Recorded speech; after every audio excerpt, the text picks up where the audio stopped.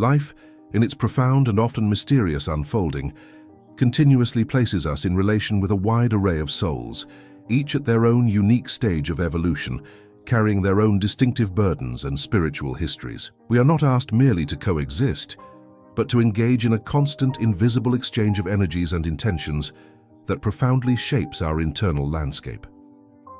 It is essential, therefore, to cultivate not a judgmental or suspicious eye, but an eye of deep, conscious awareness, a form of vigilant discernment that allows us to recognize the purpose behind the relationships that enter our orbit. Some beings are drawn to us for mutual growth and genuine uplifting camaraderie, yet others cross our path not necessarily to learn from us, but rather to serve as living, breathing catalysts, designed to test the resilience, the quality, and the steadfastness of our inner light and the moral foundations we believe we have established. These are the presences that, regardless of their own conscious intention, appear to function as energetic siphons, leaving us depleted, bewildered, and sometimes emotionally ravaged, even after interactions that were supposedly rooted in assistance or kindness. The fatigue that follows is not a mere physical weariness, it is a deep spiritual exhaustion, a clear signal that something essential has been compromised in the exchange. The very essence of our existence, as revealed through the profound teachings imparted by the spirits to Allan Kardec, is centered around the concept of spiritual progress through trials and tribulations. The challenges we face in life, including the difficult, draining individuals we encounter, are rarely random. They are meticulously tailored lessons chosen by our spirit before reincarnation, or perhaps they arise as the necessary consequences and atonements for past errors.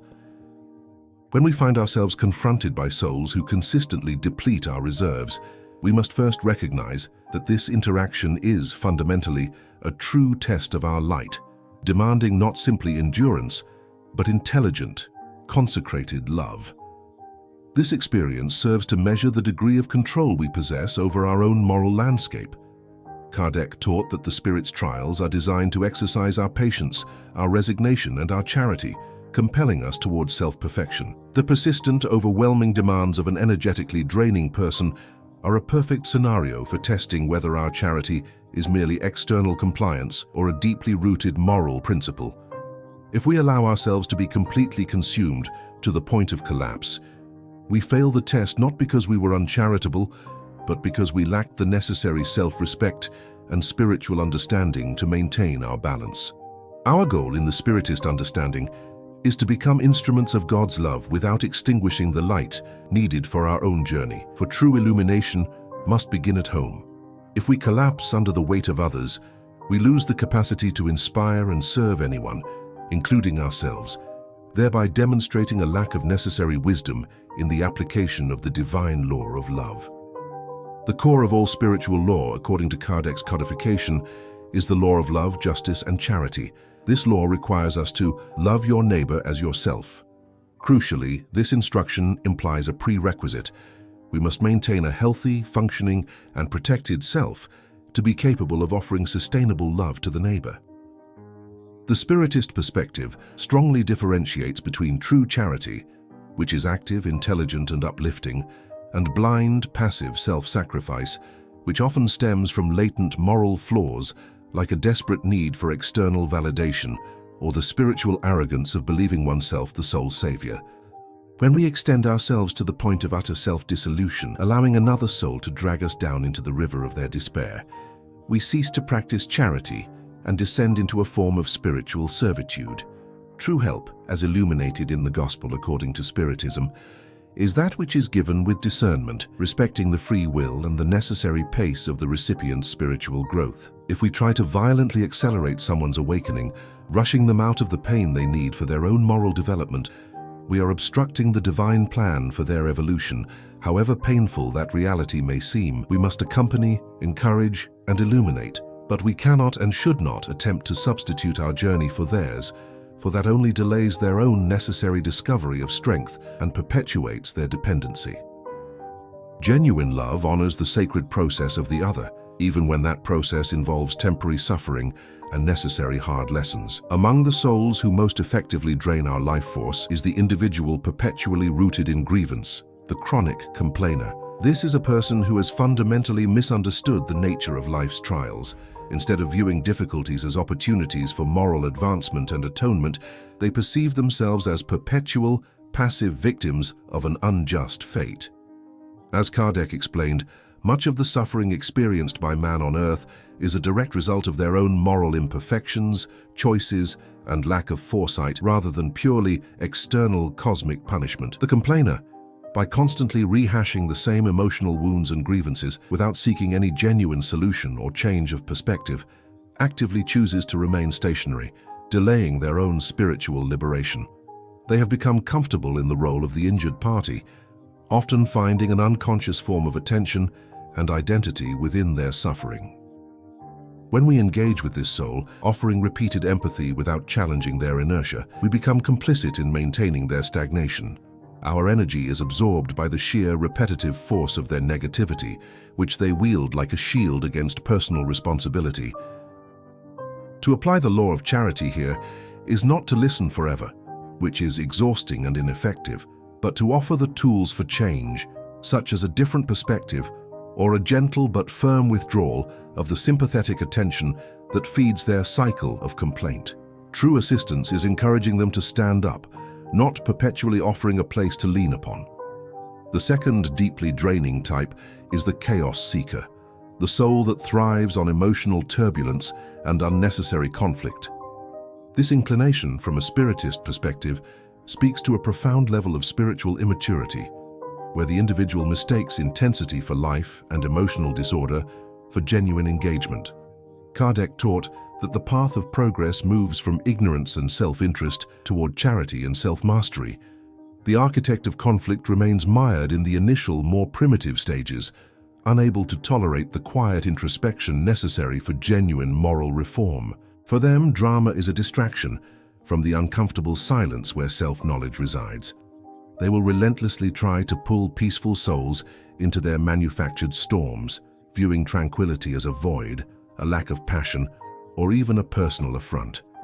Their presence acts as an energetic vortex, forcing others to dedicate resources, time, emotion, logic, to unnecessary disputes and trivial arguments. When relating to such an individual, the crucial lesson is self-mastery, refusing to allow our own temperament to be destabilized by their externalized disorder. Our spiritual strength is measured by our ability to remain serene amid the chaos of others.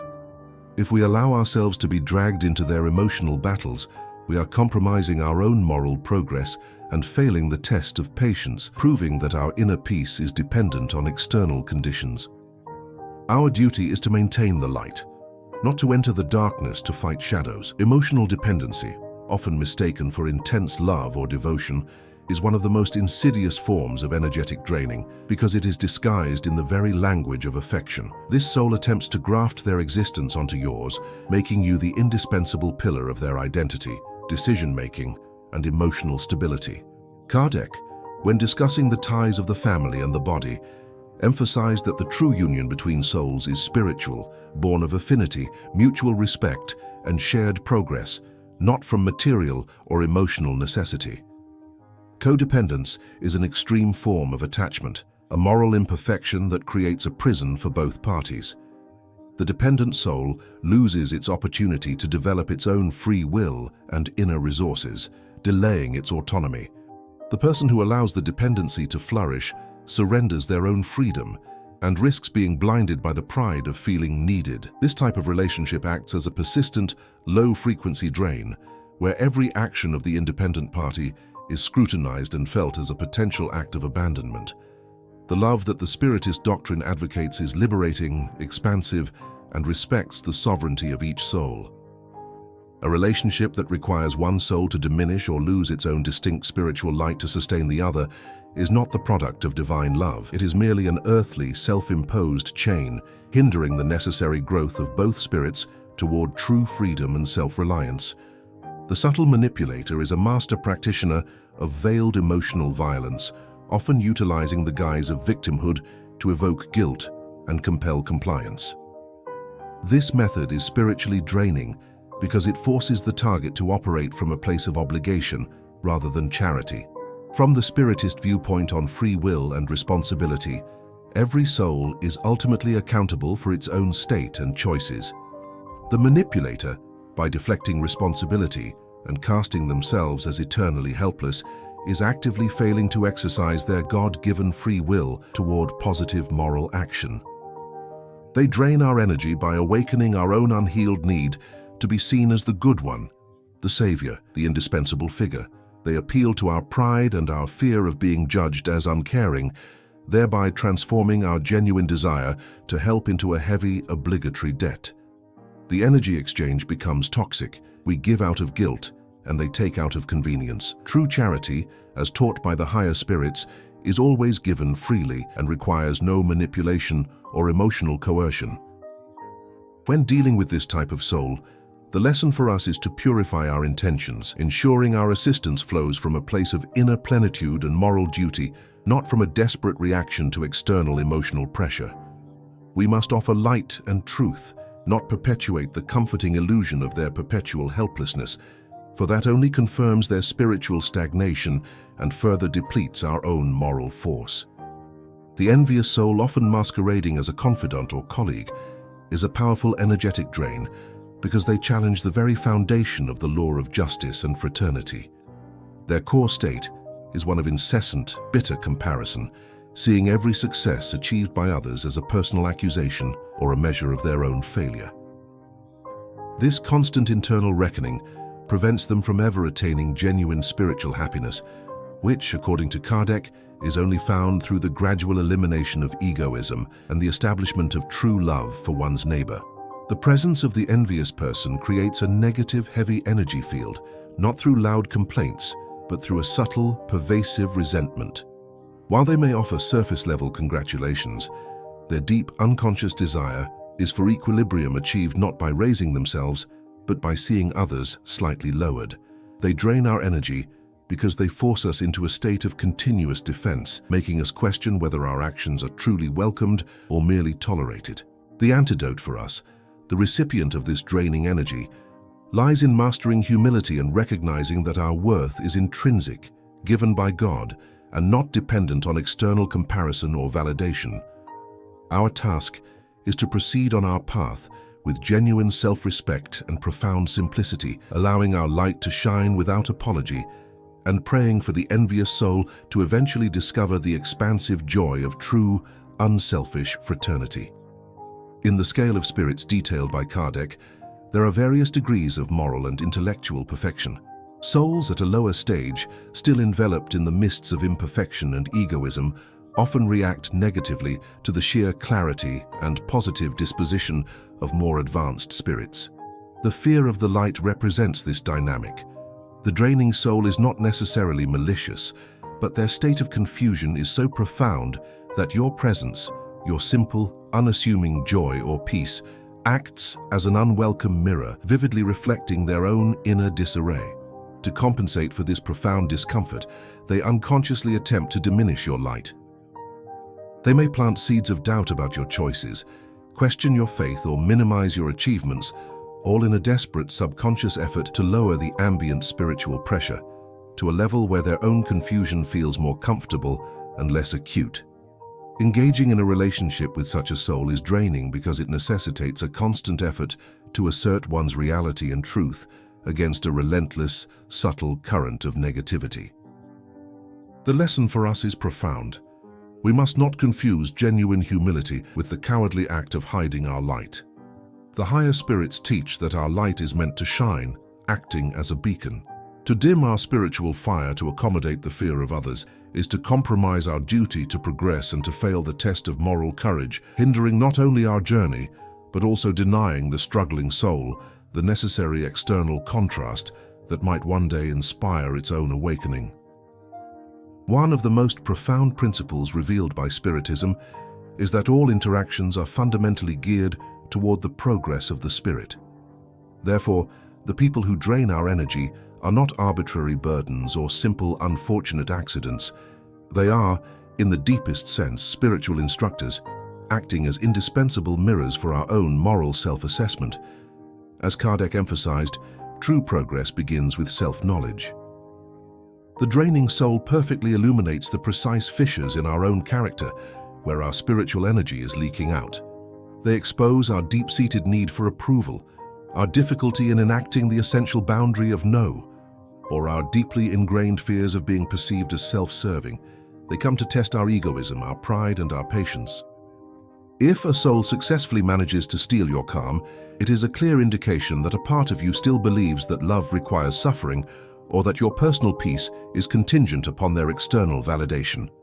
Every draining encounter is a direct call from the universe, urging us to take full responsibility for our own internal sovereignty. It is through these difficult relationships that we are given the opportunity to apply the lessons learned in quiet contemplation, to transform the theoretical virtue of patience into practical, lived resilience, and to realize that our first and most sacred responsibility is the preservation and elevation of our own moral and energetic state. The highest expression of spiritual maturity is the ability to sustain one's internal peace while navigating the difficulties of the world, and this requires the courageous establishment of boundaries. In the context of the Spiritist moral code, setting boundaries is not an act of egoism or rejection, it is an act of profound spiritual coherence and self-respect.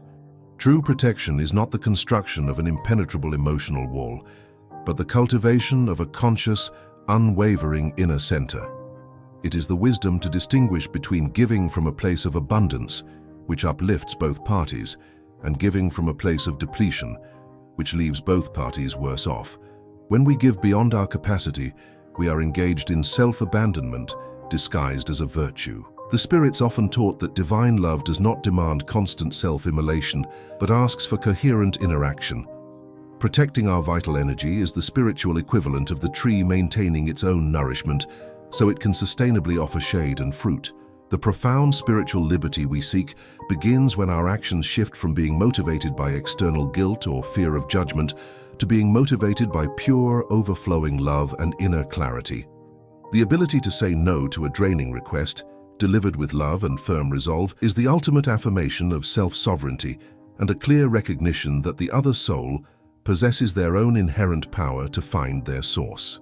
We conclude with the highest understanding available to the progressing spirit. You are not incarnated to perpetually bear the weight of the world, but to sustain your own luminous center while the world spins according to the divine laws of progress. Every experience, every fleeting encounter, every deep bond, every perceived loss, and especially every draining soul is a meticulously woven thread in the sacred tapestry of existence that ultimately leads you back to the profound recognition of your own essential spiritual nature.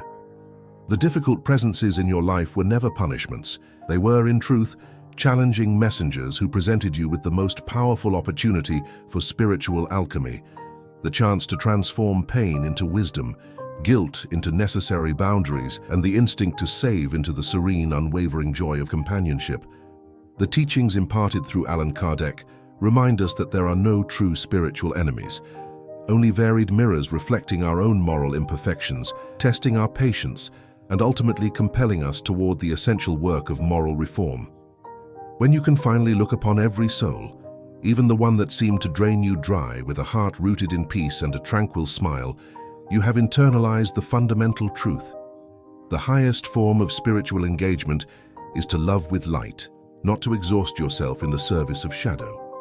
May your life stand as a serene, unmoving lighthouse, guiding others through inspiration rather than demanding obedience, and shining without ever risking its own eternal flame.